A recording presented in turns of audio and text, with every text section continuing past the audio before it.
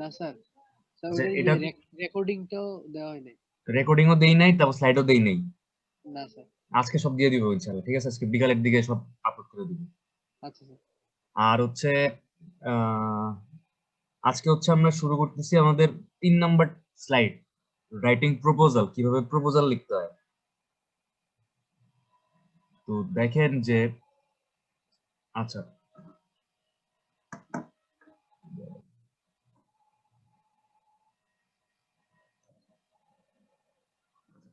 আমরা হচ্ছে দুইটা টপিক কভার করছি। আমাদের প্রথম টপিকটা কি ছিল? Introduction to communication.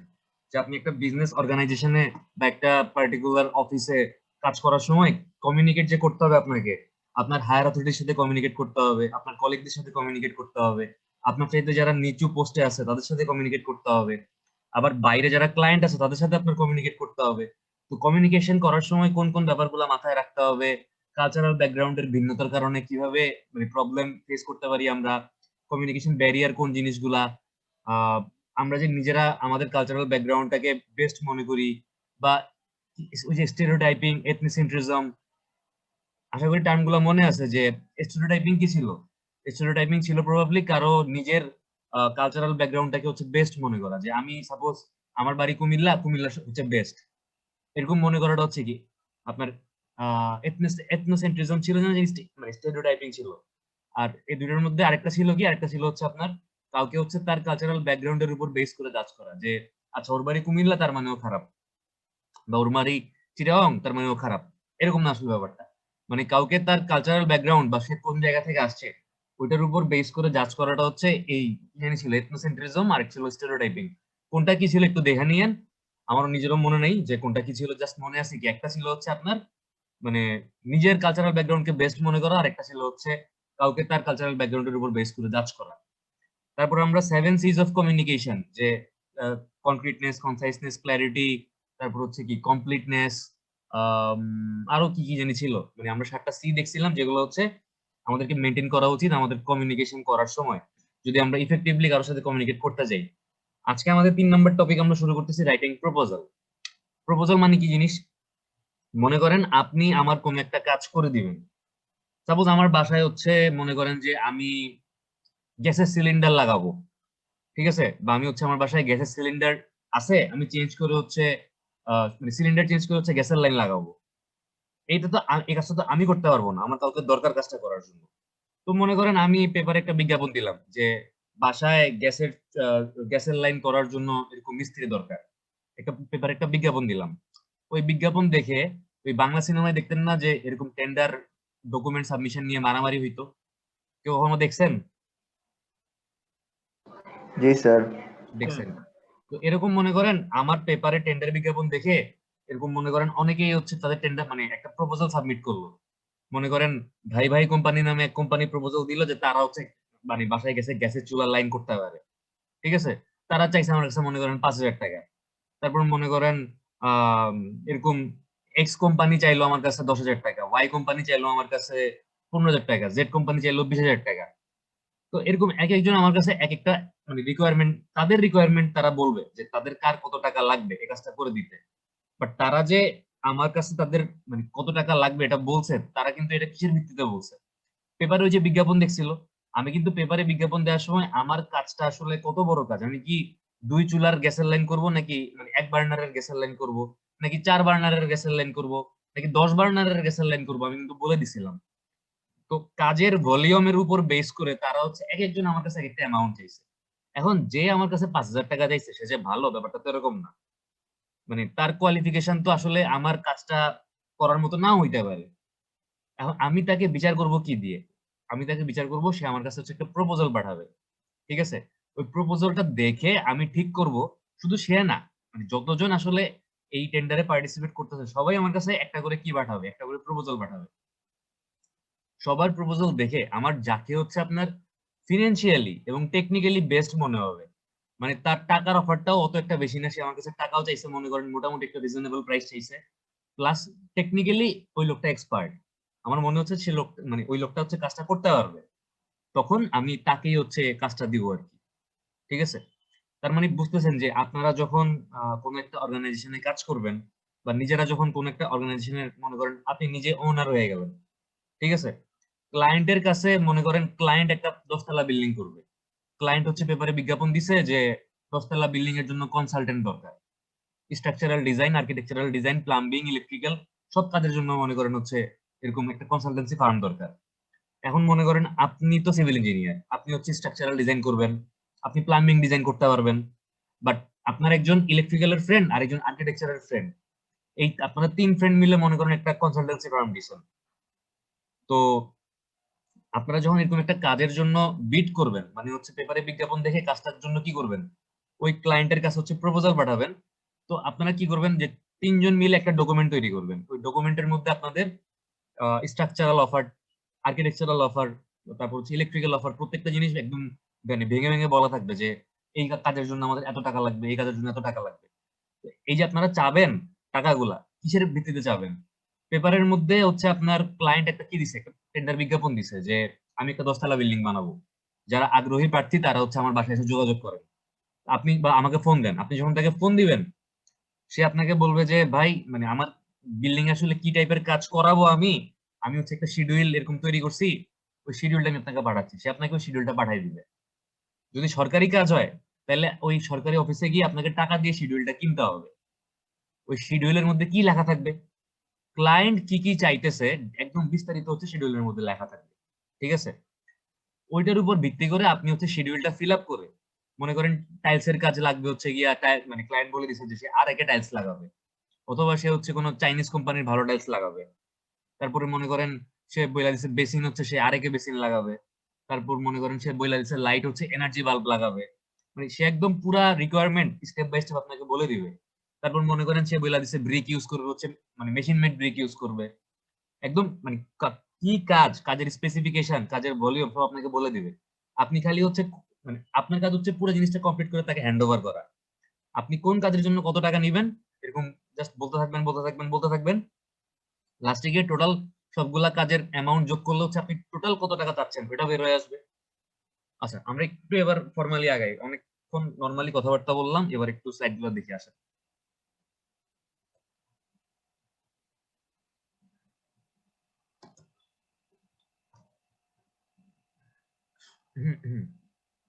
আচ্ছা এই যে প্রপোজাল জিনিসটা কি, প্রপোজাল হচ্ছে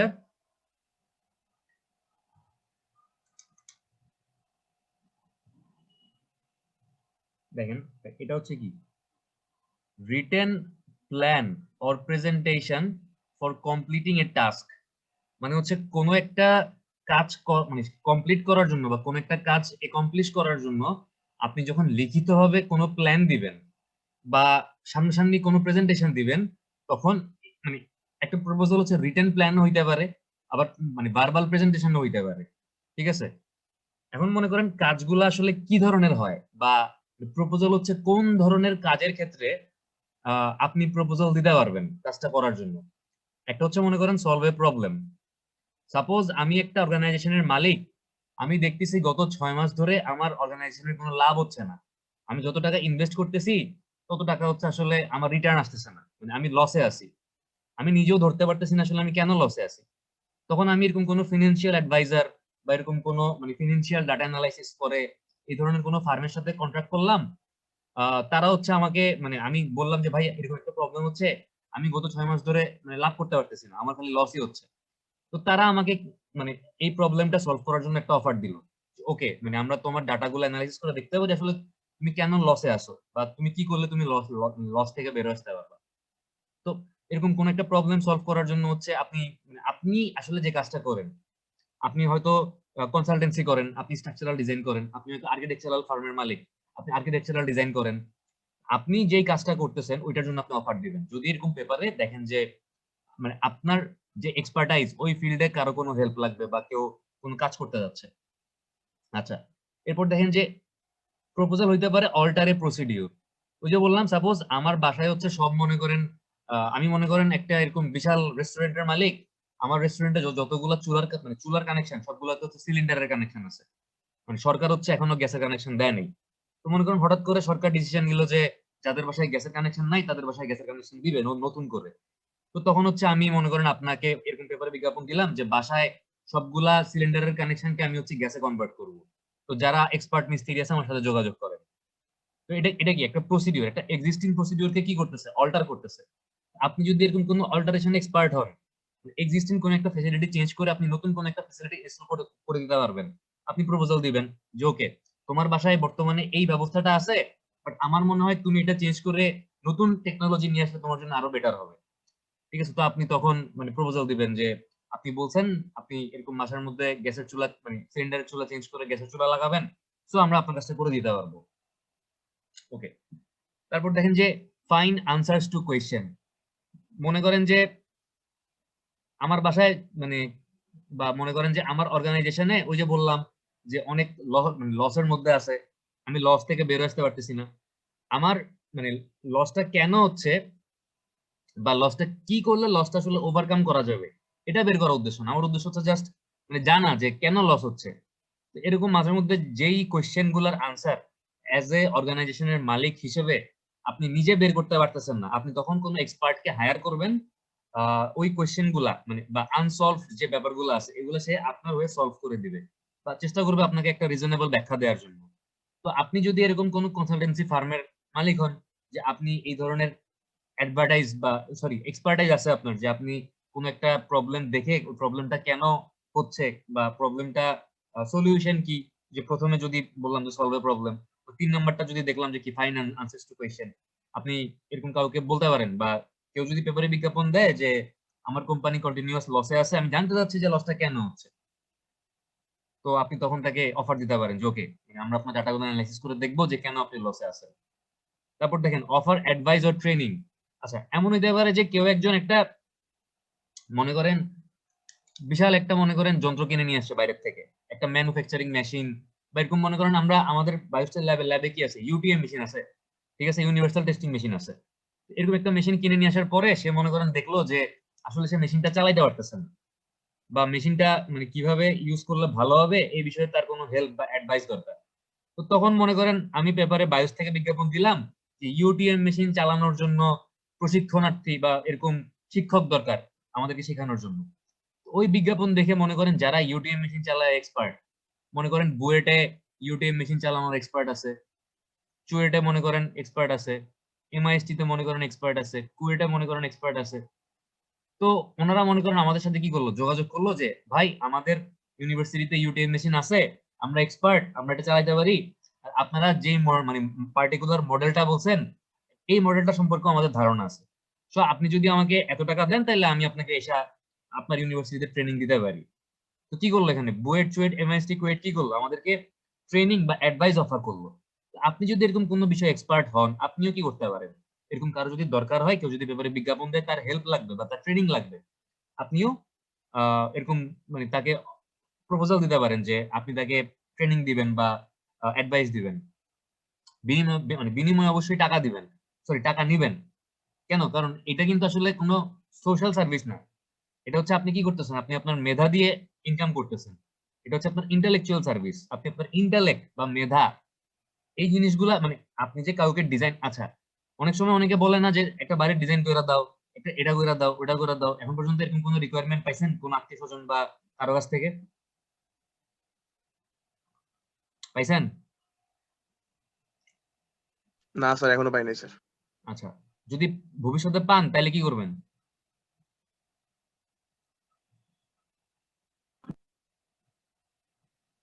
এখন মনে করেন একেবারে ক্লোজ রিলেটিভ, তাইলে তো আর টাকা চাইতে পারবেন না, স্বাভাবিক। বাট এরকম দেখবেন যে একটু মানে অত ক্লোজও না, একটু মানে দূরের সম্পর্কের আত্মীয় এসে বলবে যে এরকম একটা বাড়ি বানাচ্ছি, একটু মানে ফ্লোর প্ল্যানটা একটা দাও বা একটু স্ট্রাকচারটা একটু দেখা দাও যে মানে বিম কলাম গুলা ঠিক মতো আছে কিনা। এই কাজগুলো আসলে যারা বলে তারা আসলে বুঝে না যে এই যে আপনি কষ্ট করে 4টা বছর পড়তেছেন, আপনি কি এই কাজগুলো ফ্রিতে করার জন্য পড়তেছেন?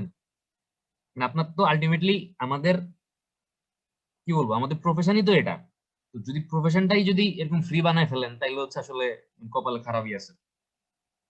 ঠিক আছে, আচ্ছা স্যার এরপর ডাক্তারের দেখেন মতো সিস্টেম করতে হবে স্যার। ডাক্তারের বাইরে মতো সিস্টেম বলতে হচ্ছে আমি একটু জাস্ট এক্সাম্পল বাইরে দিই। স্যার বাইরে বোর্ড লাগাই দিব। আপনার বায়োস্টে আমরা একটা কাজ পাইছিলাম, মানে সিভিল ডিপার্টমেন্ট আমরা একটা কাজ পাইছিলাম, এই গোমতি টাওয়ার আছে না, জি স্যার। এই গোমতি টাওয়ারের পিছনে আপনার মাটি ভাঙা পড়তেছিল, জাস্ট একটা রিটেইনিং ওয়ালের ডিজাইন মানে ওরাই করছে, আমরা কিন্তু করিনি। এই ওয়ালটার ডিজাইন কারা করছে? রিটেইনিং ওয়াল আপনারা 3-2 তে পড়ছেন না আরসিসি তে, মনে আছে? এই যে জি স্যার। স্যার পড়ছি স্যার। জি স্যার পড়ছি স্যার, ক্যালকুলেশন স্যার আপনি বলেন। ওভার টার্নিং চেক দিতাম, স্লাইডিং চেক দিতাম, মনে আছে? জি স্যার। তো জাস্ট রিটেইনিং ওয়ালটা ওরাই ডিজাইন করছে, আমরা কিন্তু আমাদের ডিজাইনও করা লাগে নাই। ওরা ডিজাইন করে জাস্ট আমাদের কাছে পাঠাইছে, পাঠায় বলছে যে ডিজাইনটা ঠিক আছে নাকি দেখা দেওয়ার জন্য। আমাদের কাজ কি ছিল? খালি ডিজাইনটা ঠিক আছে নাকি দেখা দেওয়ার। তো কি আমরা কি করছি? আমরা হচ্ছে আপনাদেরকে আরসিসি যে ম্যাথ গুলা করাইছি না, এই যে আপনার রিটেইনিং ওয়ালের 2 রকমের, একটা ছিল কি গ্র্যাভিটি রিটেইনিং ওয়াল, আর একটা ছিল কি ক্যান্টিলিভার রিটেইনিং ওয়াল ছিল মনে হয়, মনে আছে? জি স্যার ক্যান্টিলিভার। তো ওই পার্টিকুলার রিটেইনিং ওয়ালটা কি গ্র্যাভিটি না ক্যান্টিলিভার ফার্স্টে চেক করছি, তারপর হচ্ছে আপনার এই নরমাল চেক গুলা দিছি আর কি, যে ওভারটার্ন করবে কিনা, স্লাইডিং করবে কিনা, তারপরে হচ্ছে আপনার আর কি কি জিনিস চেক ছিল, 3টা না 4টা জিনিস চেক ছিল। তো নরমাল চেক গুলো হচ্ছে আমি দিছি, যে চেক গুলো হচ্ছে আপনার আরসিসি বইয়ের সাথে মিলে, আর ভিতরের মানে রেইনফোর্সমেন্ট ঠিক আছে নাকি ঠিক না এগুলো হচ্ছে আপনাদের মানিক স্যার তারপরে সাকিব স্যার ওনারা একটু চেক করে দিছে।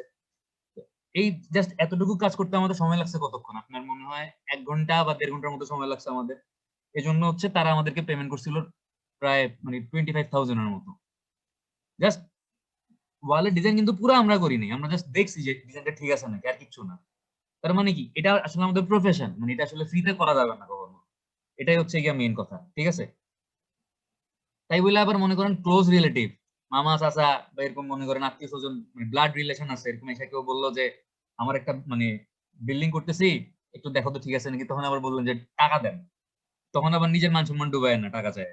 মানে সিচুয়েশন বুঝে আসলে কাজ করতে হবে আর কি। আচ্ছা, conduct research on a topic.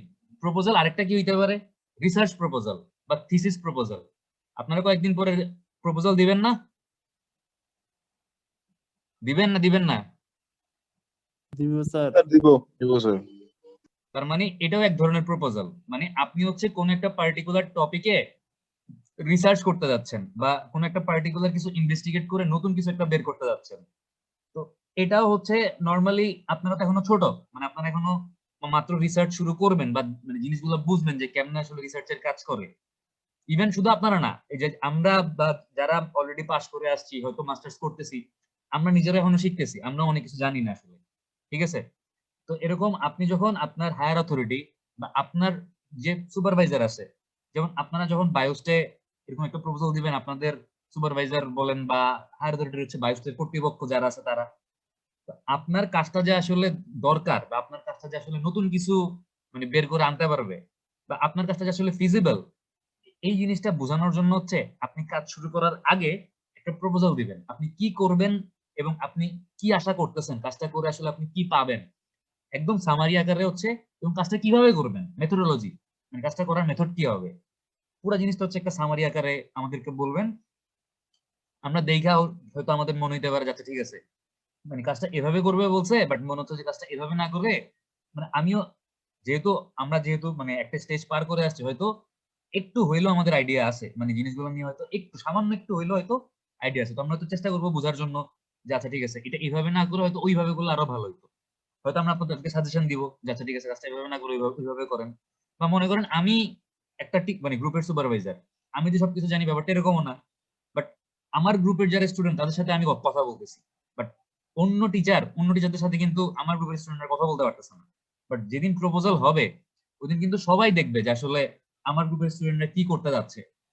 তো এখন অন্য আরেকজন হয়তো কোন একটা মানে আমার স্টুডেন্টরা যে কাজটা করতেছে ওই পার্টিকুলার বিষয়ে আমার চাইতেও ভালো জানতে পারে অন্য কোনো স্যার, উনি হয়তো ওই দিন তার সাজেশনটা দিল যে আচ্ছা স্যার আমি মনে হয় এই ব্যাপারটা মানে বুঝতেছি যে, বা আমি এরকম কোন একটা কাজ করছিলাম, এটা মনে হয় এইভাবে না করে আরেকটু চেঞ্জ করে এইখানে একটু মডিফাই করলে ভালো হইতো।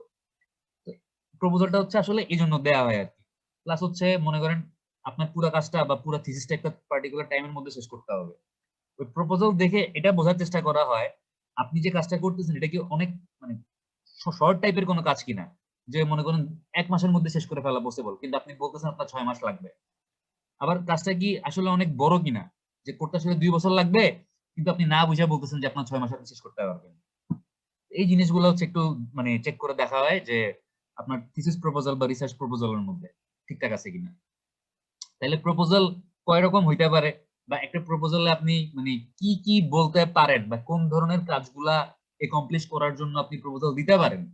আই হোপ বুঝতে পারছেন। আচ্ছা, এবার দেখেন যে প্রপোজালের টপিক কি কি হইতে পারে। টপিক, ঠিক আছে, proposal to construct A structure. Suppose কেউ একজন একটা 10 তলা বিল্ডিং বানাবে, আপনি অ্যাজ এ কন্ট্রাক্টর, আপনার একটা কন্ট্রাক্টর কোম্পানি আছে, আপনি অ্যাজ এ কন্ট্রাক্টর তাকে প্রপোজাল দিতে পারেন, তার 10 তলা বিল্ডিংটা আপনি বানাই দিবেন, একদম শুরু থেকে শেষ পর্যন্ত ইচ এন্ড এভরিথিং কমপ্লিট করে দিবেন, একদম যিনি বলে যে ঘরের মানে দরজার মানে তালার মানে একদম কমপ্লিট করে হচ্ছে চাবি ধরাই দিবেন হাতের মধ্যে, ঠিক আছে, পুরো রেডি বিল্ডিং। তো এই জন্য আপনি কি করবেন, মানে তার কাছে প্রত্যেকটা কাজের জন্য ইন্ডিভিজুয়াল টাকা যাবেন, আপনার স্ট্রাকচার ডিজাইন করতে কত টাকা নেবেন, তারপর সরি আপনি তো কন্ট্রাক্টর, আপনি তো তখন আর কনসালটেন্ট না, আপনি হচ্ছে একদম শুরু থেকে ফাউন্ডেশন বানাইতে কত টাকা নেবেন, মানে সাব স্ট্রাকচার বানাইতে কত কত নেবেন, সুপার স্ট্রাকচার বানাইতে কত টাকা নেবেন, রং করতে কত টাকা নেবেন, ইলেকট্রিক্যাল কানেকশন বসাইতে কত টাকা নেবেন, একদম ডিটেইল ব্রেকডাউন দিয়ে বইলা দিবেন। তো দেন হচ্ছে মানে আপনার প্রপোজালটা হইতে পারে কি একটা বিল্ডিং তৈরি করার জন্য হইতে পারে। এরপরে দেখেন যে proposal to survey an area or population group. মনে করেন আমি একজন ট্রান্সপোর্টেশন ইঞ্জিনিয়ার, আমার হচ্ছে কুমিল্লা শহরের কান্দির পারে কতজন থাকে, ধর্মসাগর পারে কতজন থাকে, রাজগঞ্জে কতজন থাকে, তারপর হচ্ছে আলেখারচরে কতজন থাকে, এই ডাটাগুলো লাগবে। এখন আমি আমার পক্ষে একজনের পক্ষে তো এরকম গিয়ে ডাটা কালেকশন করা পসিবল না, আমি পেপারে বিজ্ঞাপন দিলাম যে আমার এরকম সার্ভেয়ার লাগবে কিছু। যদি কোনো ট্রান্সপোর্টেশন সার্ভে ফার্ম থাকে যারা হচ্ছে এই ডাটাগুলো কালেক্ট করে আমাকে দিতে পারবে, তারা কি করবে আমার কাছে হচ্ছে প্রপোজাল দিবে যে তারা এই জায়গাগুলো সার্ভে করতে পারবে। তো proposal to survey an area or population group এরকম হইতে পারে proposal. Proposal to design or build an industrial or manufacturing plant. মনে করেন কোন একটা বড় গার্মেন্টস কোম্পানি একটা মানে টেক্সটাইল ওয়াটার ট্রিটমেন্ট করার জন্য একটা এনভায়রনমেন্টাল ট্রিটমেন্ট প্ল্যান বানাবে, ঠিক আছে। যে গার্মেন্টস ফ্যাক্টরি গুলো আছে, গার্মেন্টস এ প্রচুর পরিমাণে আপনার রং ইউজ হয় না, কালার ইউজ হয় না, জি স্যার, ডিফারেন্ট ডাইং টাইপের এর কালার কাজে, ইউজ করা হয়। ডাইং এর কাজে হচ্ছে প্রচুর পরিমাণে কালার ইউজ হয়। তো যেই পানিটা মানে আপনার এই ডাইং এর কাজে ব্যবহার করতেছে, এই পানিটা ওরা কই ফালায়, ইউজ করার পরে পানিগুলা কোথায় ডিসচার্জ করে বলেন তো? স্যার নদীগুলোতে স্যার। হ্যাঁ, আপনারা তো এনভায়রনমেন্টাল অনেকগুলো কোর্স পড়ছেন মনে হয়। এখন নদীতে ডিসচার্জ করার আগে যদি এই ময়লা পানিটা ট্রিটমেন্ট না করে তাহলে নদীর মাছ বা নদীর যে গাছপালা বা নদীর যে নরমাল ব্যালেন্স পুরো নষ্ট হয়ে নদীর মধ্যে যে প্রাণ আছে বা মাছ টাছ আছে এগুলো সব কি মারা যাবে না, পুরো ডিজাস্টার হয়ে যাবে। তো এই ময়লা পানিগুলা নদীতে ডিসচার্জ করার আগে ট্রিটমেন্ট করে 100% পিউরিফাই করা তো সম্ভব হয় না, বাট এমন একটা লেভেলে নিয়ে আসতে হয় যেন নদীর কোনো ক্ষতি না করে। তো এই জন্য মনে করেন যে আপনার কোন একটা গার্মেন্টস ফ্যাক্টরির জন্য এরকম একটা মানে ট্রিটমেন্ট প্ল্যান্ট আপনার বানাইতে হবে, বা ম্যানুফ্যাকচারিং প্ল্যান্ট, মনে করেন আপনি চিপসের ফ্যাক্টরিতে আপনি এরকম ম্যানুফ্যাকচারিং প্ল্যান্ট বানাই দিবেন যে চিপস প্রডিউস হবে। তো আপনি এরকম কোন প্ল্যান্ট তৈরি করার জন্য হচ্ছে অফার দিতে পারেন বা প্রপোজাল দিতে পারেন কাউকে, ঠিক আছে। তো প্রপোজালের টপিক আসলে বিভিন্ন রকম হইতে পারে, যার যে প্রবলেম, যে প্রবলেমের জন্য আসলে পেপারে বিজ্ঞাপন দিচ্ছে তার হচ্ছে এরকম এক্সপার্ট দরকার, ওই অনুযায়ী আপনি যদি এক্সপার্ট হন আপনি তাকে প্রপোজাল দিবেন। আচ্ছা, এবার দেখেন যে টাইপস অফ প্রপোজাল। প্রপোজাল দুই রকম হইতে পারে, একটা হচ্ছে রিসার্চ প্রপোজাল, একটু যেটা বললাম ডিলস উইথ একাডেমিক ইনভেস্টিগেশন, মানে হচ্ছে আমরা আমাদের একাডেমিক যে রিসার্চ গুলো আছে, যে সাপোজ কি হলো একটু দাঁড়ান,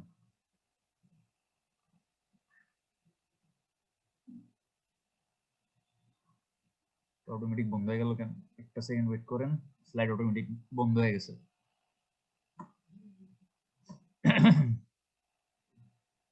আচ্ছা, রিসার্চ প্রপোজাল তাইলে কি ছিল? রিসার্চ প্রপোজাল ছিল হচ্ছে একাডেমিক যে ইনভেস্টিগেশনের ব্যাপার স্যাপার গুলো আছে। তো মনে করেন যে আমরা দেখতেছি যে আমাদের আমরা যে কনক্রিট ইউজ করি বর্তমানে, ওই কনক্রিটের মনে করেন কম্প্রেসিভ স্ট্রেন্থ 28 দিন পরে আমাদের দরকার হচ্ছে 10,000 PSI, কিন্তু 28 দিন পর আসতেছে কত, আসতেছে মনে করেন 5,000 PSI। তো আমি কিভাবে এই কনক্রিটের কম্প্রেসিভ স্ট্রেন্থ বাড়াইতে পারি, মানে যেন 28 দিনে গিয়ে এটা 10,000 PSI স্ট্রেন্থ প্রোভাইড করে, আমি একটা রিসার্চ করে দেখতে পারি, মানে এগুলোকে বলা হচ্ছে একাডেমিক ইনভেস্টিগেশন, ঠিক আছে। তো একাডেমিক রিলেটেড বা আপনার নতুন কি বলবো নলেজ রিলেটেড যে কাজগুলো আছে এগুলাকে আপনি বলতে পারেন কি research proposal, deals with academic investigation. আমার স্লাইড কি আবার দেখা যাচ্ছে না? জি স্যার।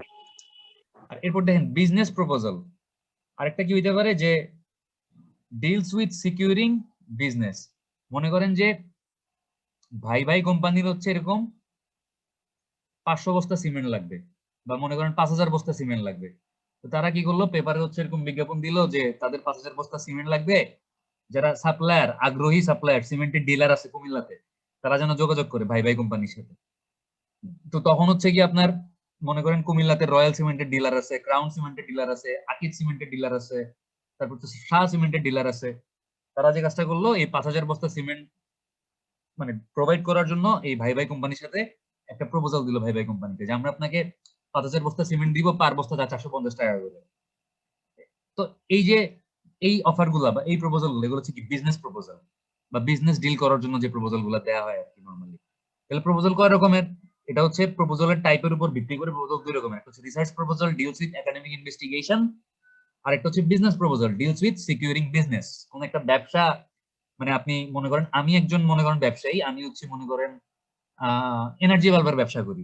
সাপোজ আমি এনার্জি বাল্ব আমার ফ্যাক্টরিতে তৈরি করি। এখন বাল্ব তৈরি করতে আমার তো নিশ্চয়ই মানে তার টার এরকম মানে গ্লাস অনেক কিছু লাগবে।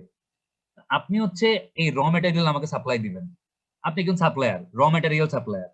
আপনি কি করতেছেন, আমাকে প্রপোজাল দিচ্ছেন মানে র মেটেরিয়াল সাপ্লাই দেওয়ার জন্য, এবং this is a kind of কি বিজনেস প্রপোজাল। ঠিক আছে, এখন প্রপোজাল হচ্ছে আরো দুই রকম হইতে পারে। দেখেন, একটাকে বলে হচ্ছে সলিসিটেড প্রপোজাল, একটাকে বলে হচ্ছে আনসলিসিটেড প্রপোজাল। আচ্ছা, সলিসিটেড প্রপোজাল মানে হচ্ছে মনে করেন আপনার বাসায় কোন একটা দাওয়াত, মানে আপনি এরকম খাওয়ার দাওয়ারের অ্যারেঞ্জমেন্ট করছেন। ঠিক আছে, আপনি হচ্ছে আপনার 10 জন ফ্রেন্ডকে ফোন দিলেন যে আচ্ছা মনে করেন কার কথা বলবো, সাব্বিরের কথা বলি। সাব্বির মনে করেন বাসায় এরকম আপনার একটা পার্টি অর্গানাইজ করছে। সাব্বির হচ্ছে ইলিয়াসকে দাওয়াত দিল, রিয়াজুলরে দাওয়াত দিল, মাহফুজরে দাওয়াত দিল, মুক্তাদিরে দাওয়াত দিল, তারপর হচ্ছে ঝলকরে দাওয়াত দিল, তারপর হচ্ছে নাইমকে দাওয়াত দিল, সাব্বির এরকম সবাইকে দাওয়াত দিল। ও দাওয়াত দেওয়ার পরে মনে করেন যাদেরকে দাওয়াত দিছে তারা হচ্ছে ওর বাসায় দাওয়াত খাইতে গেল। ঠিক আছে, এটাকে বলে হচ্ছে কি সলিসিটেড প্রপোজাল। দাওয়াত পাইছে তারপর খাইতে গেছে। আর আনসলিসিটেড প্রপোজাল মানে হচ্ছে সাব্বির মনে করেন কাউরে বলে নাই যে আমার বাসায় পার্টি আছে তোমরা খাইতে এসো। এই ইলিয়াস, তারপর হচ্ছে রিয়াজুল, তারপর হচ্ছে আর কে আছে, মাহফুজ, তারপর হচ্ছে মুক্তাদির, তারপর হচ্ছে মনে করেন নাইম, তারপর হচ্ছে তৈমুর। ওরা হচ্ছে কেমনে কেমনে জানি টের পেয়ে গেছে যে সাব্বিরের বাসায় ভালো কিছু রান্না হচ্ছে। ওরা হচ্ছে ওর বাসার সামনে দিয়ে যাওয়ার সময় বিরিয়ানির গন্ধ পাইছে। বিরিয়ানির গন্ধ পায় দাওয়াত না শুন নাই, মানে দাওয়াত কিন্তু সাব্বির দেয় নাই, বিরিয়ানির গন্ধ মানে মানে পাওয়ার পরে ওরা ইচ্ছা করে সাব্বিরের বাসায় খাওয়ার জন্য চলে গেল দাওয়াত ছাড়াই। এটাকে কি বলে? এটাকে বলে হচ্ছে আনসলিসিটেড প্রপোজাল। মানে কি বুঝছেন? আচ্ছা, এবার হচ্ছে আসল কথা বলি। দেখেন, সলিসিটেড প্রপোজাল মানে হচ্ছে মনে করেন পেপারে কোন একটা অর্গানাইজেশন মানে তাদের কোন একটা প্রবলেম সলভ করার জন্য বা এরকম কনস্ট্রাকশনের কাজের জন্য পেপারে বিজ্ঞাপন দিছে। ওই বিজ্ঞাপন দেখার পরে যখন এরকম যারা এক্সপার্ট তারা যোগাযোগ করবে বা কাজটা করতে যাবে, ওই প্রপোজালটাকে, ওই যে পেপারে যে বিজ্ঞাপন দেওয়া হয়েছে এটাকে বলা হচ্ছে সলিসিটেড প্রপোজাল। আর আনসলিসিটেড প্রপোজাল মানে হচ্ছে মনে করেন আপনি এরকম একটা বিল্ডিং করবেন কিন্তু আপনি পেপারে বিজ্ঞাপন দেননি, আপনি কাউরে বলানো নাই, সামহাও কোন একটা কন্ট্রাক্টর কোম্পানি টের পেয়ে গেছে যে আপনি একটা বিল্ডিং করবেন, সে নিজ থেকে এসে আপনারা বললো যে ভাই আপনার বিল্ডিংটা আমি কইরা দিই। তো তার প্রপোজালটাকে কি বলবে? তার প্রপোজালটাকে বলবে হচ্ছে আনসলিসিটেড প্রপোজাল। দেখেন, proposal solicited by a business organisation to meet its specific needs. মানে তারা হচ্ছে পেপারে বিজ্ঞাপন দিয়ে দিছে যে আমরা একটা 10 তলা বিল্ডিং করব, এই 10 তলা বিল্ডিং এর মধ্যে আমরা হচ্ছে প্লাম্বিং এর কাজ করব, ইলেকট্রিক্যাল এর কাজ করব, টাইলস এর কাজ করব, তারপর হচ্ছে আপনার পেইন্টিং এর কাজ করব, আমরা স্ট্রাকচারের মানে ঢালাইয়ের কাজ করব, একদম রিকোয়ারমেন্ট বলে দিছে। পেপারে তাদের বিজ্ঞাপন দেখে যখন কোন একটা কন্ট্রাক্টর কোম্পানি তাদের সাথে যোগাযোগ করতেছে, ওই প্রপোজালটাকে কি বলতেছে? সলিসিটেড প্রপোজাল বলতেছে। Has many competitors bidding for a contract. আর এখানে যেটা হচ্ছে এই কাজটা পাওয়ার জন্য, যেহেতু এটা পেপারে সবাই মানে বিজ্ঞাপনটা দেখতে পারতেছে, অনেকেই হচ্ছে কাজটা পাওয়ার জন্য কি করে, সাবমিট করে এবং এটাকে মানে কি বলবো, তো আপনার কম্পিটিটর থাকবে অনেকগুলো, স্বাভাবিক। কারণ যেহেতু সবাই দেখতেছে যে এরকম সরকার কোন একটা বিল্ডিং করবে বা কোন একটা প্রাইভেট অর্গানাইজেশন কোন একটা বিল্ডিং করবে। আর আনসলিসিটেড প্রপোজাল হচ্ছে দেখেন, sent to convince a business or organization that proposal sender has skills to solve their problems. মানে হচ্ছে মনে করেন আপনি একটা 10 তলা বিল্ডিং করবেন কিন্তু আপনি পেপারে কোনো বিজ্ঞাপন দেননি, সামহাও মানে এই ইনফরমেশনটা মনে করেন আপনার কোনো পরিচিত কেউ জানতে পারছে, বা মানে আপনার কোনো ফ্রেন্ড কাউকে তার পরিচিত কোনো কোম্পানিকে বলছে, তখন ওই কোম্পানি যখন নিচ থেকে আগ বাড়ায় এসে আপনাকে বলবে যে ভাই আমরা আপনার 10 তলা বিল্ডিংটা করে দিতে পারি, ঠিক আছে, ওই প্রপোজাল গুলাকে কি বলবে? আনসলিসিটেড প্রপোজাল বলবে। এবং এখানে কিন্তু কম্পিটিটর খুব একটা বেশি থাকবে না, কারণ এখানে কিন্তু মানে যে জানছে সে হয়তো তার কোনো পার্সোনাল চ্যানেল বা পার্সোনাল কোনো লিংক ইউজ করে জানছে যে আপনি একটা বিল্ডিং করতেছেন। বাট আপনি যদি পেপারে বিজ্ঞাপন দিতেন তাহলে কি কি হইতো? আপনি অনেক ভেন্ডর বা অনেক কন্ট্রাক্টর পাইতেন যারা কম্পিটিশন করতো, এবং কম্পিটিশন করলে আলটিমেটলি কি হইতো? আপনার কাজটা করাইতে কম টাকা লাগতো। আচ্ছা, resolution of problem would significantly benefit organisation. মনে করেন যে আপনার কোম্পানি ওই যে লসে আছে, 6 মাস ধরে মনে করেন আপনার কোম্পানি লসে আছে, কোনো লাভটা করতে পারতেছে না, এই প্রবলেমটা সলভ হইলে মনে করেন আপনার কোম্পানি লাভের মুখ দেখবে। এরকম যদি কেউ জানে যে আপনার কোম্পানি লসের মধ্যে আছে কিন্তু আপনি পেপারে কোনো বিজ্ঞাপন দেননি, আপনি মানে চান নাই কারো হেল্প, তারপরে যদি আগবাড়ায় কোনো ফাইন্যান্সিয়াল অর্গানাইজেশন আপনার কাছে মেসেজ করে বা ইমেল করে যে ভাই আমরা জানতে পারছি তোমার কোম্পানি বিগত 6 মাস ধরে লসে আছে, we can solve your problem, তো তারা যদি নিচ থেকে আপনাকে অ্যাপ্রোচ করে, এই ধরনের প্রপোজাল গুলোকে বলা হচ্ছে আনসলিসিটেড প্রপোজাল। তাহলে হোয়াট ইজ সলিসিটেড প্রপোজাল এবং হোয়াট ইজ আনসলিসিটেড প্রপোজাল বুঝতে পারছেন? বুঝতে পারছেন? আশা করি বুঝতে পারছেন। জি স্যার। এবার দেখেন যে পার্টস অফ এ প্রপোজাল, একটা প্রপোজালের কয়টা পার্ট থাকবে। যখন আপনারা নরমালি একটা মুভি দেখেন, একটা সিনেমা দেখার সময় সিনেমা 2টা পার্ট থাকে না? ইন্টারভালের আগে একটা পার্ট, ইন্টারভালের পর একটা পার্ট। অথবা মনে করেন যে শুরুতে দেখায় কি, যে সিনেমা শুরুতে দেখায় যে মানে শুধু দুঃখ আর দুঃখ, তারপর কি দেখায় ইন্টারমিশন নামে একটা লেখা আসে, তারপর হচ্ছে দেখা যায় যে মানে এরকম নায়ক মানে কি বলবো সব প্রবলেম সলভ করে ফেলাইতেছে বা এই ধরনের কিছু।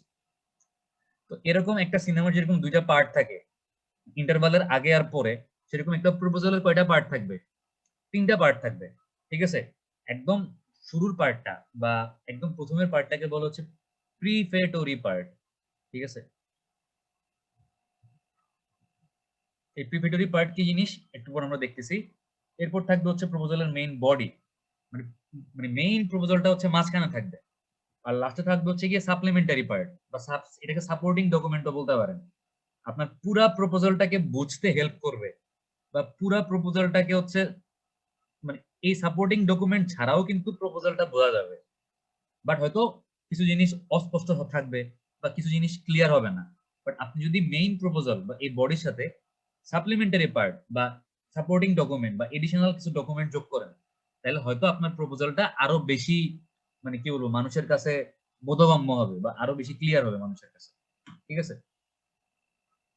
আচ্ছা, এখন দেখেন যে প্রিপারেটরি পার্ট বলতে আমরা আসলে কি বুঝি। কভার উইথ টাইটেল, তার মানে আপনারা দেখছেন না যে এরকম প্রত্যেকটা গল্পের বইয়ের উপরে একটা কি থাকে, একটা কভার থাকে না, যেটা হচ্ছে ধ্রুব থাকে। হুমায়ুন আহমেদের বইগুলোতে মনে হয় ধ্রুব একজন মানে কভার আর্টিস্ট ছিল। এই কভার মনে করেন হচ্ছে কি, যে দুধ চা খেয়ে তোকে গুলি করে দিব, বাই মনে করেন রাইটারের নাম আমি জানি না, এই বইটা কে লিখছিল? কেউ পড়ছেন বইটা? তো নামটা এই যে দুধ চা খেয়ে তোকে গুলি করে দিব, এটা পড়ে নাই স্যার। বাট স্যার এই মেবি নামে যে একটা কিঙ্কর বই, হাসান সম্ভবত। এই নামে যে একটা বই আছে এটা তো জানেন? না স্যার। আচ্ছা, গত বই মেলায় মনে হয় এই নামে একটা বই বের হয়েছিল, এটা রাইটার কে আমি জানি না, ঠিক আছে। তো বইয়ের মানে নামটা একটু অদ্ভুত দেখা মনে আছে আর কি। তো দেখেন এরকম প্রত্যেকটা প্রপোজাল একটা কি থাকবে, একটা কভার থাকবে উইথ টাইটেল, ঠিক আছে। মানে যেখানে হচ্ছে একটা টাইটেল লেখা থাকবে। মনে করেন যে আপনি প্রপোজাল দিচ্ছেন হচ্ছে প্রপোজাল টু কনস্ট্রাক্ট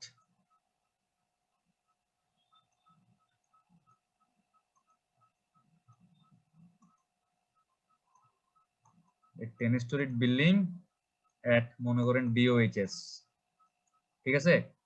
এটা হচ্ছে আপনার টাইটেল হইতে পারে যে একটা 10 তলা বিল্ডিং তৈরি করার জন্য প্রপোজাল, এবং বিল্ডিংটা কিভাবে DOHS হবে। তো এটা দিস কুড বি মানে টাইটেল অফ এ প্রপোজাল। আচ্ছা, মেইন প্রপোজালের ভিতরে একটা ইনসাইড টাইটেল পেজ থাকবে, ঠিক আছে। দেখেন না গল্পের বইয়ের ভিতরে আবার এরকম উৎসর্গ করে, যে উৎসর্গ হইতেছে অমুক অমুক তমুককে, আবার গল্পের বইয়ের নাম ধাম বা কত সালে মানে আপনার লেটেস্ট ভার্সন বের হইছে এই ধরনের কিছু কথাবার্তা লেখা থাকে। মেইন টাইটেল থাকবে একদম উপরে, মানে মেইন টাইটেল একদম উপরের পেজটা, আর ভিতরে হচ্ছে কি একটা ইনসাইড টাইটেল পেজ থাকবে যেখানে হচ্ছে মেইন নামটাও থাকবে, সঙ্গে হচ্ছে এটা কত সালে 2020 সালে হচ্ছে একদম নতুন ভাবে মানে মুদ্রায়িত হয়েছে বা লেটেস্ট ভার্সন 2020 সালে বের হয়েছে, মূল্য হচ্ছে 200 টাকা। এই কথাবার্তা গুলা মানে দেখবেন যে গল্পের বইয়ের ভিতরে একটা মেইন টাইটেলের ভিতরে আরেকটা ইনসাইড টাইটেল পেজ থাকে। তারপর থাকবে কি সূচিপত্র, টেবিল অফ কন্টেন্ট, যে এটার ভিতরে আসলে কি কি আছে। মনে করেন আপনি এরকম মিসির আলী সমগ্র কিনলেন বা জাফর ইকবালের সমগ্র কিনলেন, তাহলে এরকম থাকে না যে বোতল ভূত, পেজ নাম্বার হচ্ছে গিয়া 15। তারপর মনে করেন বাচ্চা ভয়ঙ্কর কাচ্চা ভয়ঙ্কর, পেজ নাম্বার হচ্ছে 20। লিলুয়া বাতাস, পেজ নাম্বার হচ্ছে 25।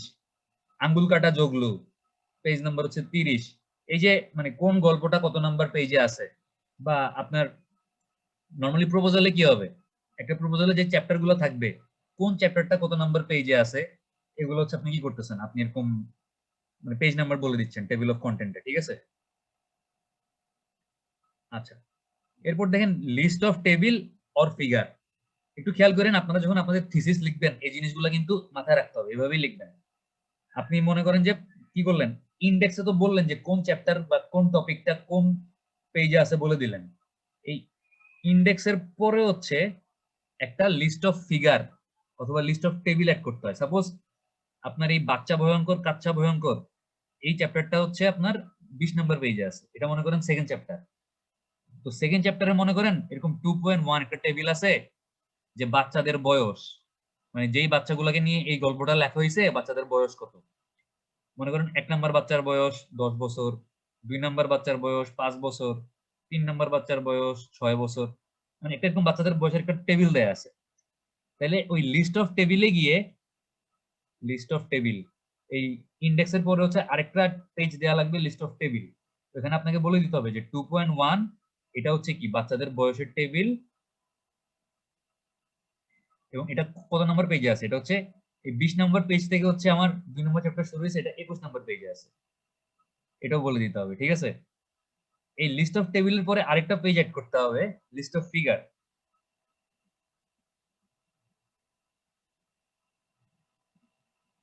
এটা কিন্তু আসবে কোথায়, এটা আসবে হচ্ছে লিস্ট অফ টেবিলের পরে, আমি এখানে লিখি লিস্ট অফ ফিগার, ঠিক আছে। এটাকে আমি এদিকে নিয়ে আসি তাহলে বুঝতে সুবিধা হবে। লিস্ট অফ ফিগার, মনে করেন এই 2 নম্বর চ্যাপ্টারে একটা ছবি আছে, একটা বাচ্চার ছবি আছে, মনে করেন এখানে মনে করেন একটা বাচ্চার ছবি আছে, ঠিক আছে। আমি লিখলাম ফিগার 2.1, মনে করেন এটা হচ্ছে বাচ্চা ওয়াই বা বাচ্চা এক্স বা বাচ্চা জেড, মানে একটা বাচ্চার নাম লিখলাম। আচ্ছা, আজানটা শেষ হোক তারপর বলতেছি।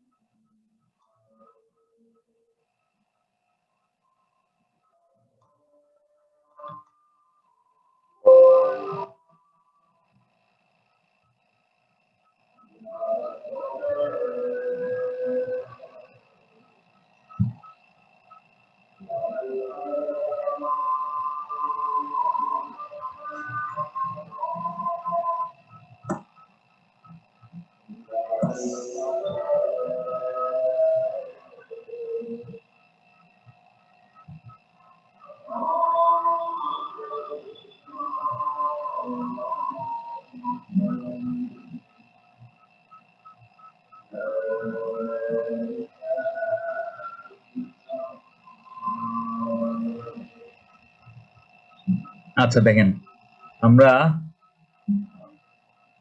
কই ছিলাম, আমরা ছিলাম হচ্ছে প্রিপারেটরি পার্টে। স্লাইড কি আবার দেখা যাচ্ছে?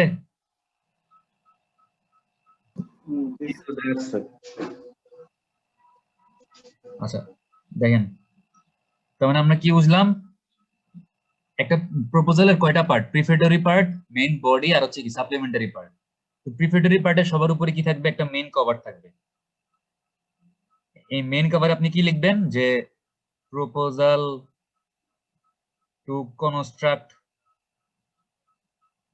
এ 10-storied বিল্ডিং, এটা হচ্ছে মনে করেন মেইন কভার। এর ভিতরে কি থাকবে, একটা ইনসাইড কভার থাকবে, এটা হচ্ছে আমার 1 নম্বর পেজ। 2 নম্বর পেজ কি থাকবে, ইনসাইড টাইটেল পেজ। মনে করেন এখানে আপনি প্রপোজাল মানে পুরো টপিকটা লিখবেন যে proposal to dot dot dot dot dot dot, তারপর হচ্ছে মনে করেন লিখলেন যে সাবমিটেড বাই অমুক আর সাবমিটেড টু অমুক। ঠিক আছে, আমরা ল্যাব রিপোর্ট যেভাবে লিখি আর কি। আর মনে করেন একটা ডেট দিলেন, যে ডেট হচ্ছে সাপোজ আজকে ডেট দিয়ে দিলেন, এটা হচ্ছে তাহলে আপনার ইনসাইড টাইটেল পেজ হয়ে গেল। তারপর টেবিল অফ কন্টেন্ট, এটা যে বললাম যে ইন্ডেক্স, মনে করেন যে আপনি কোন চ্যাপ্টার 1 কত নম্বর পেজে, চ্যাপ্টার 2 কত নম্বর পেজে, চ্যাপ্টার 3 কত নম্বর পেজে, এভাবে বলে দিলেন। তারপরের পেজটা 4 নম্বর পেজটা কি হবে, 4 নম্বর পেজটা হবে হচ্ছে এবং এগুলা যে আমি যে 4 নম্বর পেজ বলতেছি এমন না, আপনার ইন্ডেক্সটা আসলে 2-3 পেজ লাগাই হইতে পারে। তো পেজের সিরিয়াল আপনি এভাবে মেনটেন করবেন। বাট 4 নম্বর আপনাকে অ্যাড করতে হবে কি, লিস্ট অফ টেবিল। ওই যে বললাম যে টেবিল 2.1 হচ্ছে বাচ্চাদের বয়স হাবিজাবি। তারপর হচ্ছে 5 নম্বরে আপনাকে কি অ্যাড করতে হবে, লিস্ট অফ ফিগার। 2.1 মনে করেন কোন একটা বাচ্চার ছবি অ্যাড করলাম আমি, তো এই এই আর কি, এইভাবে করে হচ্ছে প্রত্যেকটা জিনিস বলে দিতে হবে। ঠিক আছে, 5টা জিনিস গেল, মেইন কভার গেল, ইনসাইড কভার গেল, ইন্ডেক্স গেল, লিস্ট অফ টেবিল গেল, লিস্ট অফ ফিগার গেল। ঠিক আছে, এরপর দেখেন, এরপর যেটা করবেন আপনি, আমরা শেষ করছিলাম কি দিয়ে 5 নম্বরে,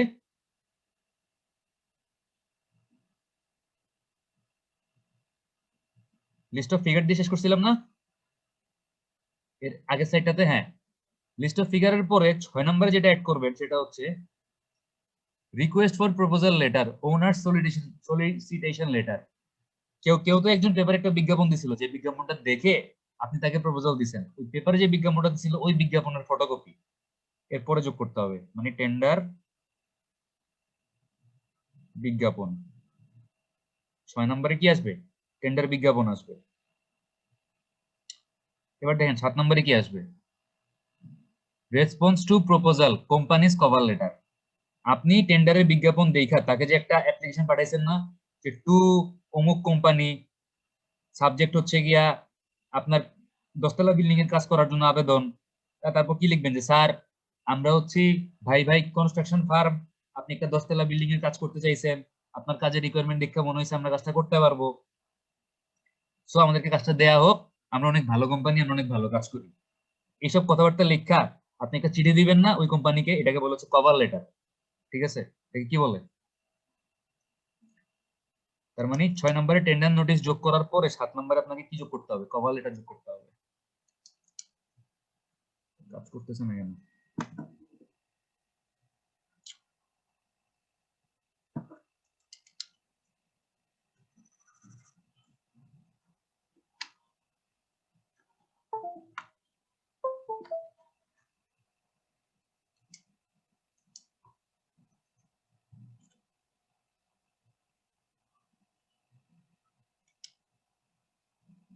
ঝামেলা হয়েছে মনে হয়।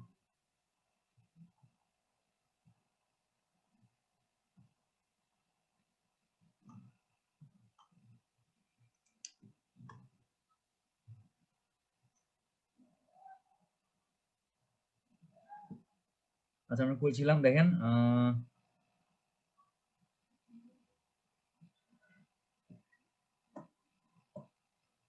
এই যে কভার লেটার কইছিল, এই যে কোম্পানিজ কভার লেটার। ঠিক আছে, আচ্ছা তারপর দেখেন যে এই 7 নম্বরে কভার লেটার যোগ করার পরে আমরা 7 নম্বরে কি করতেছি,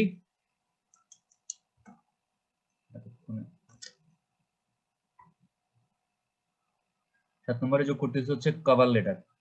ঠিক আছে, 7-এর পরে দেখেন 8 নম্বরে কি, ডেসক্রিপশন অফ ওনার্স রিকোয়ারমেন্ট। মনে করেন 8 নম্বরে হচ্ছে এরপরে ওই কোম্পানি কি কি কাজ করাবে, ওই কোম্পানি হচ্ছে ইলেকট্রিক্যালের কাজ করাবে, প্লাম্বিং এর কাজ করাবে, টাইলস এর কাজ করাবে। তো তার মানে 8 নম্বরে কি আসবে, কোম্পানির রিকোয়ারমেন্ট গুলো আসবে, ঠিক আছে।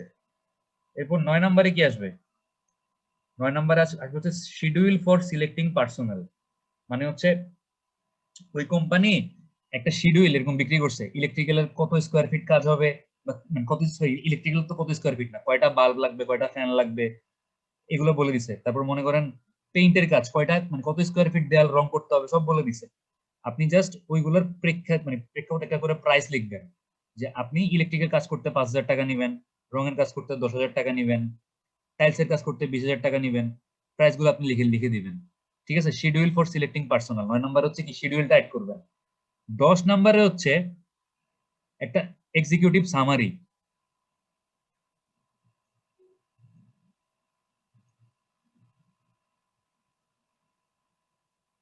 এক্সিকিউটিভ সামারি বা অ্যাবস্ট্রাক্ট অ্যাড করবেন, মানে হচ্ছে পুরা প্রপোজালের তো এখনো প্রিপারেটরি পার্ট শেষ হয় নাই। এই যে 1 থেকে 9 পর্যন্ত যে জিনিসগুলো বললাম, এগুলো কিন্তু সব প্রিপারেটরি পার্টের মধ্যে, ঠিক আছে। আর 9 এর পরে 10 নম্বরে কি আসলো, এক্সিকিউটিভ সামারি বা অ্যাবস্ট্রাক্ট আসলো। এক্সিকিউটিভ সামারির পরে আপনার আরো তো জিনিসপত্র আছে, এক্সিকিউটিভ সামারির পর তো প্রপোজাল শেষ না। এক্সিকিউটিভ সামারির আগে যা যা আছে, এই 1 থেকে 9 পর্যন্ত যা যা বললাম, এবং এক্সিকিউটিভ সামারির পরে যা যা বলবো, সবকিছুর একটা সামারি হচ্ছে এক্সিকিউটিভ সামারি। সবকিছুর একটা মানে সারমর্ম বা সারাংশ যেটাই বলেন, ঠিক আছে। এটাকে অ্যাবস্ট্রাক্টও বলে, এবং এটা অনেক বেশি ইম্পর্টেন্ট। এটা কেন অনেক বেশি ইম্পর্টেন্ট আজকে একদম লাস্টে গিয়ে বলবো। এখন দেখেন যে এক্সিকিউটিভ সামারির পরে আপনি কি যোগ করবেন। এক্সিকিউটিভ সামারির পরে 11 নম্বরে একটা ড্রাফট কন্ট্রাক্ট, মানে হচ্ছে একটা চুক্তিনামা যোগ করতে হবে, দলিল, মানে দলিল টাইপের। ওই যে স্ট্যাম্প থাকে না, দেখছেন না, যেরকম স্ট্যাম্প থাকে, উপরে হচ্ছে এরকম টাকার ছবি থাকে, আর নিচে হচ্ছে লেখা থাকে দলিল। যে মনে করেন এই ড্রাফট কন্ট্রাক্টটা লেখা থাকবে যে ভাই ভাই কোম্পানি হচ্ছে এরকম, মনে করেন রহিম কনস্ট্রাকশনকে 2 লাখ টাকার বিনিময়ে এই কাজটা করে দিবে, এবং এই 2 লাখ টাকার মানে 10% হচ্ছে রহিম কনস্ট্রাকশন এতদিনের মধ্যে পেমেন্ট করবে, বাকি টাকা হচ্ছে এতদিনের মধ্যে পেমেন্ট করবে। এরকম একটা চুক্তি লেখা মানে লিখিত থাকে, এবং ওই চুক্তির মধ্যে হচ্ছে আপনার মানে পুরো কন্ট্রাক্ট, মানে আমি কি তার সাথে লামসাম কন্ট্রাক্টে যাব, নাকি কন্ট্রাক্টের আরো যে বিভিন্ন উপায় আছে। লামসাম কন্ট্রাক্ট মানে হচ্ছে কি, মানে আপনার পুরো কাজটা করার পর একটা লামসাম ভ্যালু আমাকে দিয়ে দিবে সে। আবার অনেক কন্ট্রাক্ট আছে হচ্ছে আগে থেকে একদম ফিক্সড রেট কন্ট্রাক্ট বলে মনে হয় এগুলাকে, মানে আগে থেকে রেট ফিক্স থাকে। যে থাই অ্যালুমিনিয়ামের গ্লাসের কাজের জন্য পার স্কোয়ার ফিট আমাকে 250 টাকা দিবে, টাইলসের কাজের জন্য পার স্কোয়ার ফিট আমাকে 30 টাকা দিবে। এরকম প্রত্যেকটা কাজের হচ্ছে রেট ফিক্স থাকে, ওইগুলোকে প্রবাবলি বলা হচ্ছে ফিক্সড রেট কন্ট্রাক্ট, ঠিক আছে। তো তার সাথে আসলে আমি কোন কন্ট্রাক্টের মেথডে যাব ক্লায়েন্টের সাথে, এই মেথডটা হচ্ছে গিয়ে ওই ড্রাফট কন্ট্রাক্টের মধ্যে 11 নম্বরে হালকা পাতলা বলা থাকবে, ঠিক আছে। তো এই জিনিসগুলো হইলেই আমার কন্ট্রাক্টের প্রিপারেটরি পার্ট শেষ। এরপর শুরু হবে কি, main body of A proposal বা মূল অংশ শুরু হবে। আজকে আমি আর মানে পড়াবো না, আজকে শুধু হচ্ছে এই প্রিপারেটরি পার্টটুকুতে শেষ করব। বাট আজকে অ্যাটেন্ডেন্স দেওয়ার সময় আমাকে বলতে হবে যে কন্ট্রাক্টের এই যে মানে 11টা জিনিস বললাম প্রিপারেটরি পার্টের মধ্যে, এবং একটা প্রপোজালের যে 3টা পার্ট থাকে কি কি, এই জিনিসগুলো আমাকে আজকে অ্যাটেন্ডেন্স দেওয়ার সময় জিজ্ঞেস করলে বলতে হবে। এখন কেউ যদি মিউট হয়ে থাকেন বা মানে এমন একটা ভাব করেন যে আপনি নাই, তাহলে আমি আপনাকে অ্যাটেন্ডেন্স দিব না। তো একটু মনোযোগ দিয়ে আনসার দিতে হবে ব্যাপারগুলো। রোল নাম্বার 1 ঝলক কি আছেন? ঝলক নাই স্যার। ঝলক নাই। Sabbir present sir. আপনি আমাকে বলেন তো, একটা প্রপোজালের যে মানে কি কি পার্ট থাকে এটা বলেন জান। 3টা পার্ট স্যার, প্রিফেক্টরি পার্ট, বডি, একটা হচ্ছে সাপ্লিমেন্টারি পার্ট স্যার। ঠিক আছে। রোল নাম্বার 3 সুদীপ্ত, জি স্যার, প্রেজেন্ট স্যার। আপনি আমাকে বলেন তো প্রিপারেটরি পার্টের মধ্যে একেবারে সবার প্রথমে কি থাকবে? স্যার প্রথমেরটা স্যার মনে হয় স্যার, প্রপোজাল মনে হয় স্যার। সরি স্যার, ভুলে গেছি, 11টা পার্ট আছে এটা মনে আছে স্যার। সুদীপ্ত আপনার আইডি জানি কত? 3 স্যার। আমিও ভুলে গেছি আপনার আইডি, মনে নেই। স্যার প্লিজ স্যার, আমি ক্লাস করছি স্যার, মনে নেই আর কি স্যার। মেইন টাইটেল পেজ থাকবে, title page. Title base. Preparatory পার্টের একদম সবার প্রথমে কি থাকবে? Title page. Title base sir. Sir title না তো স্যার, কভার থাকবে স্যার। ওই কভার পেজ বা টাইটেল পেজ একই কথা। স্যার কভারটা তো স্যার 8 নম্বরে থাকবে না স্যার, কভার লেটারটা। আরে বাবা, কভার লেটার 8 নম্বরে থাকবে না, কভার লেটার থাকবে হ্যাঁ sir G cover sir cover with title, G sir ঠিক আছে স্যার। বইয়ের যে মলাট ওটার আপনি কভার বলতেছেন, কভার লেটার আর কভার তো এক জিনিস না। না স্যার, না স্যার। টাইটেল পেজ হচ্ছে সবার উপরে থাকবে, ঠিক আছে, যেটার মধ্যে জি, শুধু আপনার প্রপোজালটার নাম লেখা থাকবে। Cover with title, G sir. Roll number 4 Adnan. Adnan আছেন? কই নাই, দেখি মিউট করে রাখছি ইচ্ছা করে, আল্লাহ জানে। আদনান তো নাই মনে হয়। আচ্ছা রোল নাম্বার 5 ইফতেখার। জি স্যার। আপনি বলেন তো মেইন টাইটেলের পরে কি থাকবে?